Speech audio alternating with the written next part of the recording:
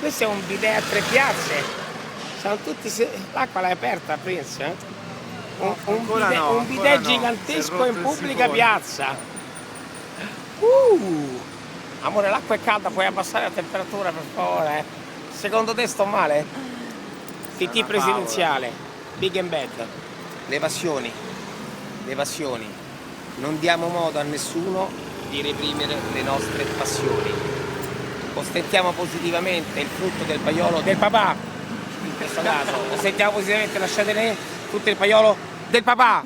E secondo te sto male, non diamo possibilità a nessuno di reprimere la nostra voglia creativa, di fare, di rischiare per ottenere. Reprimere la creatività e il libero spazio e arbitrio delle persone vuol dire reprimere la vita, e noi alle passioni ci teniamo, le passioni ce le viviamo, le passioni noi godemo, e dato che a me mi piace tanto da mangiare, giriamo un attimo la telecamera, andiamo al caminetto, perché questa è un'altra grande passione, per non perdere peso.